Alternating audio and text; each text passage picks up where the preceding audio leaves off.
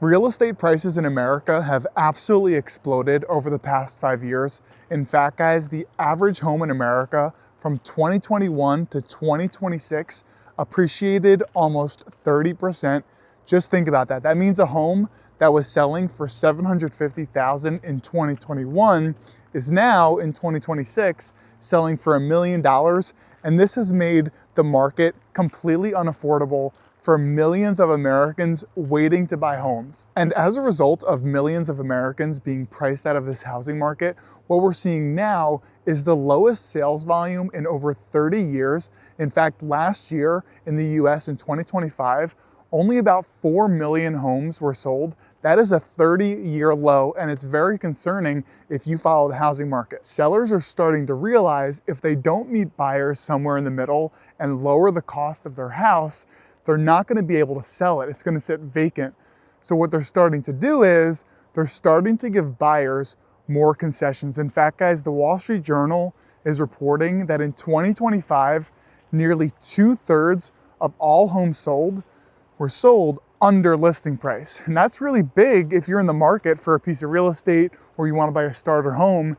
There are deals to be had. And the Wall Street Journal is also reporting that homes that sold under list price, the 66% of homes that sold under list price, are selling at a discount of about 8% on average. And that's huge. Just think about if you're in the market for a $500,000 home or a $600,000 home, you're talking about tens of thousands of dollars saved on that buy. And while I do think that it's encouraging that 66% of the homes, nearly 2/3 of homes, are selling for under listing at an average of an 8% discount, that's definitely encouraging, but we're not even close to where we need to be for so many Americans to be able to afford houses and make it work in their monthly budget. You see some people in high cost of living states like California, New York, they're spending 55% of their monthly budget on housing costs. That's absolutely ridiculous.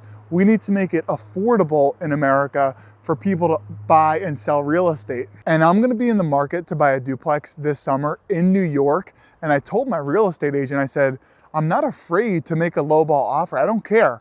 With these high housing costs, especially in New York, I'm gonna be looking at a $700,000 to $900,000 duplex. That's a lot of money, and I've done a really good job saving for this down payment. I said, I'm not afraid to put in a lowball offer. And he said, that's fine, we just don't want to be insulting. And I came back, I said, what's insulting is that these sellers think that they can get this much for homes. And as the Wall Street Journal is reporting, it's not happening. They're coming down, they're meeting buyers, and they're actually helping with closing costs too. And we understand that buying real estate and holding it for a long time generates wealth. And there's a lot of short-term issues that can go wrong and expenses, but over the long run, if you use leverage on an asset, you put $100,000 down and buy a $500,000 home and hold it for 20 or 30 years, you're gonna be a lot better off than someone who rents over that period. That's just the reality. And in fact, guys, there's been reporting that the average homeowner is about 40 times wealthier than the average renter in America. So we understand that buying and holding homes, buying and holding real estate works to build wealth. And what's unfortunate is that it has become absolutely unattainable for so many Americans because you just can't make that monthly payment work with the salary, because houses went up 30% over the past 5 years, but millions of American salaries have stayed pretty much the same and even losing to inflation a lot of times. So how did we get to the point in America where millions of families are now priced out of buying a starter home due to insane prices that skyrocketed over the past 5 or 6 years? And guys, this starts during the pandemic. Let me explain. During the pandemic in 2020, the Federal Reserve started to slash interest rates. And what happened as a result was that 15 and 30-year fixed mortgage rates began to plummet. What this did was made demand absolutely skyrocket, because as you guys know, when interest rates drop, when mortgage interest rates drop, then it becomes so much more affordable each month to afford the principal and interest payment. That's just simple math. So we saw mortgage rates, 30-year fixed mortgage rates, get under 3%. Some people even got 2.7 in 2021 or 2022. That actually was what happened with my first single family house. I got a 2.99% interest rate because I bought it in 2022. But demand went absolutely crazy. You might even remember the Wall Street Journal was reporting on this, the New York Times.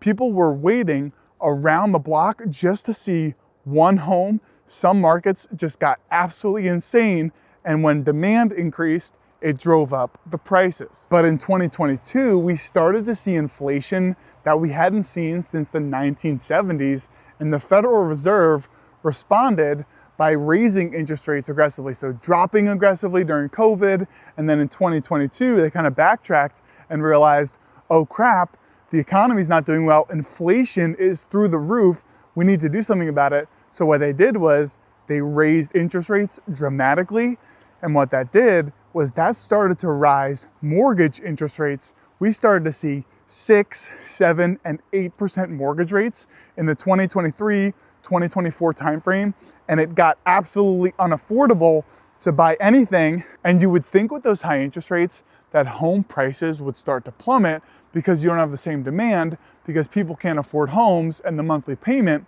when interest rates are high, but that never happened, guys. What happened was there's now a deadlock effect where people who own homes who want to sell them are kind of trapped in a way where they own homes with 3, 4% interest rates. Why would they want to sell and have to go out and buy something with a 6.5% interest rate like you would have to do today? And because people don't want to sell right now, that means prices have stayed stubborn. In fact, guys, if you look at the Northeast, like New York or the Midwest, right, there's a lot of states that are seeing year-over-year gains still, albeit small, 1 to 2% gains.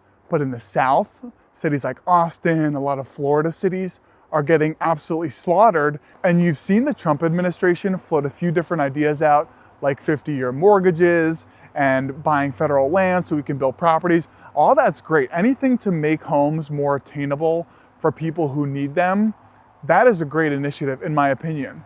However, what we created since COVID and the Federal Reserve lowering and then raising interest rates, it's been a complete mess, and that is what caused this issue. And I don't think there's a simple fix, unfortunately. And something we also have to talk about is inventory isn't actually an issue in America. A lot of people will say, oh, well, there's not enough homes. We're short 8 million homes. We're short 10 million homes. I don't think that's the case. I just think it's so unaffordable, because right now you have about 15 million homes in America that are sitting vacant because people can't afford the monthly payments. People can't afford the down payments on a $700,000 home, and it's continuing to sit vacant, and it will probably continue to sit vacant for a long time unless the sellers start to make even more concessions. So if you're in the market for a home right now, you should understand that well over 50% of homes are selling for below asking. So make a lowball offer, get a deal. I don't think that you should be paying, in my opinion, full price for a home right now when we're seeing 66% of the homes sell for about, on average, 8% under listing price. So either the sellers need to come to their senses and come to reality on these housing prices, or there will continue to be this deadlock, because I don't see interest rates being significantly lower a year, 2 years from now, unfortunately. Thank you guys for watching. It would mean the world to me if you hit the like button and subscribe to the channel for more. We're just getting started here at Dividends and Doors. I appreciate all of you guys. Have a great rest of your day. I'm out.